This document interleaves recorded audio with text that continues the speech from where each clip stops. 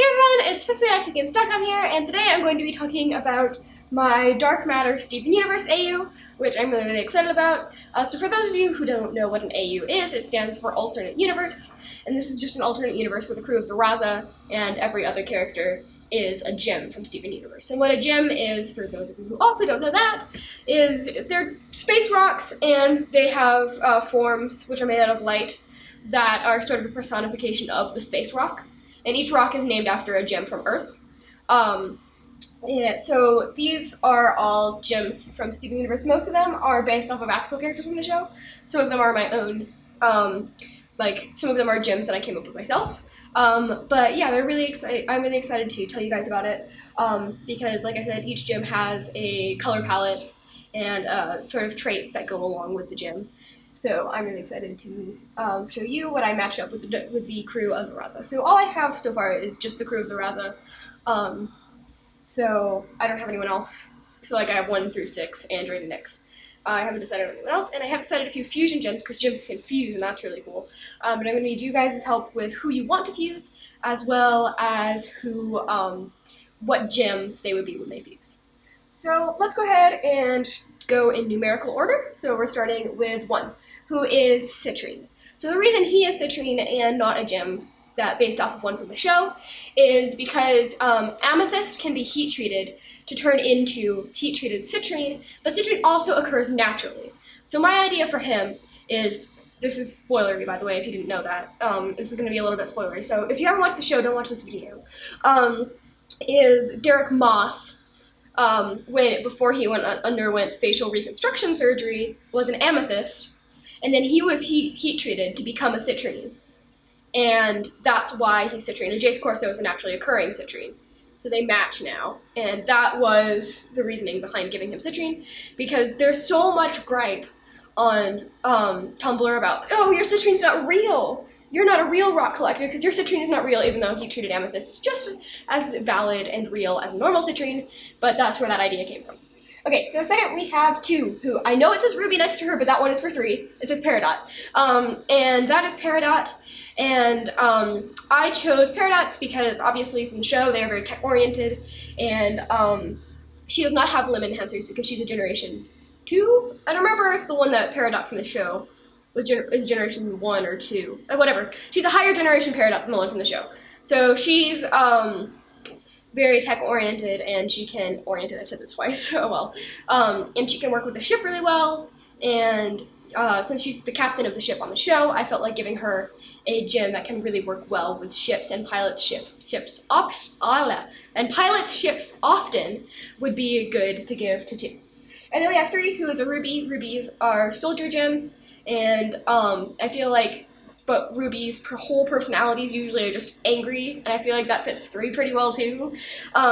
So he's a Ruby, and he has a bit of weapon history, but I'll talk about that later if I'm talking about the weapons. And yeah, that's really cool. And then we have 4, who is, I'm not entirely sure how to pronounce this, Rudal? I don't remember how to pronounce it. And he is not the defective twin ones from the show, and actually naturally occurring Rutile is actually black. So that's really cool. So I gave Rutile to him because Rutile is, first of all, it's shaped kind of like a sword, and he likes swords a lot, as well as it grows through things and sort of destructs them. And looking up crystal meanings online, it's balance and power, and I feel like those represent 4 and his whole arcs throughout the show pretty well. So then we have 5.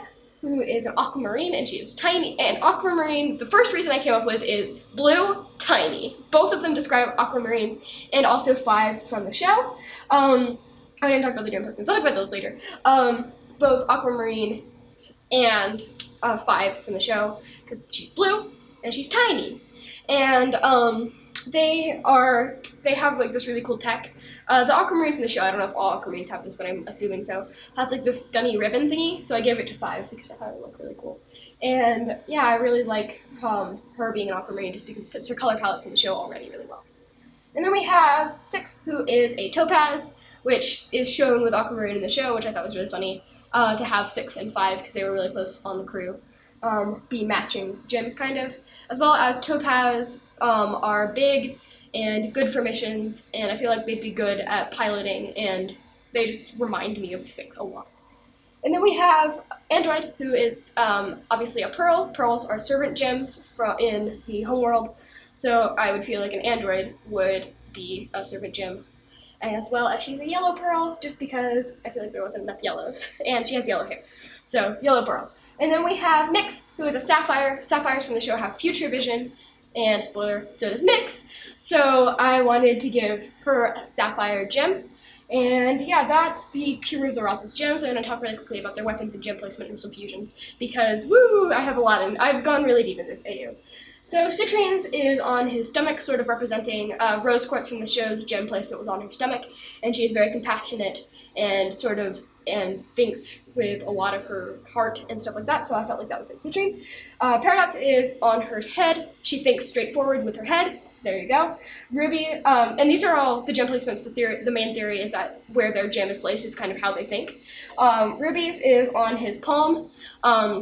So Ruby's fight and think sort of with their fighting instincts, and they're very good with fighty. And they have gauntlets, which I really want to see through as a gauntlet.